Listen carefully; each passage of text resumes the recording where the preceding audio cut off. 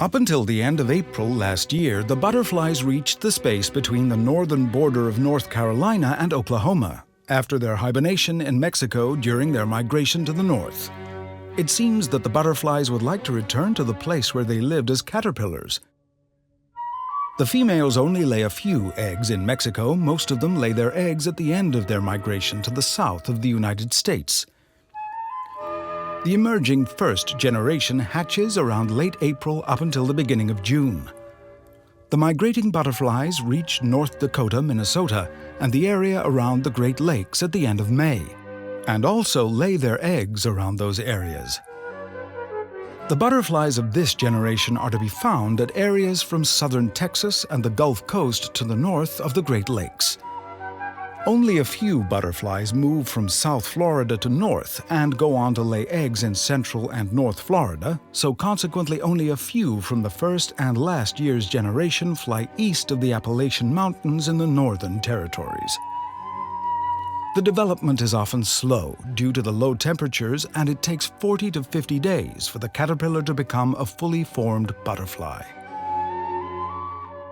The second generation hatches in June and July and migrates only slightly further north, reaching approximately the 50th latitude, the northern boundary in southern Canada.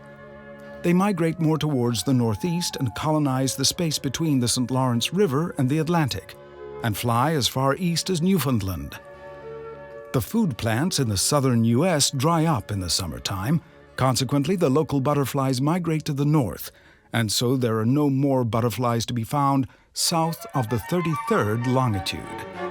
Since the development in every region advances at a different pace, the third and fourth generation of butterflies fly together in late August to early September and form a strong late summer population that migrates to the south soon after.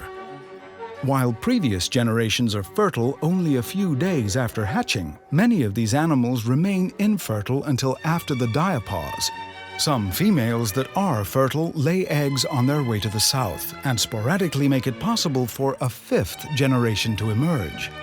This delay in development, or the dormancy period as it is called, is triggered by the short days, the lower temperatures, and the dying crops.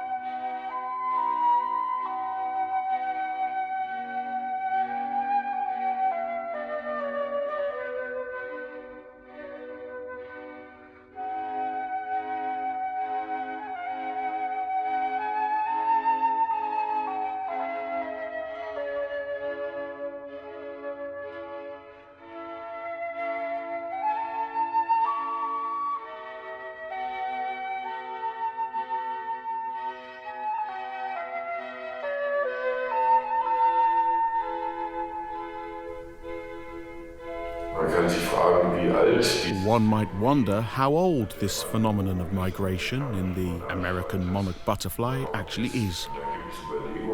There are reflections from some colleagues who say that the United States was, of course, before the white man came, fully forested. And caterpillar food plants don't grow in forests. They need open spaces. Perhaps the phenomenon of migration is a relatively new phenomenon, which has only existed for a few hundred years.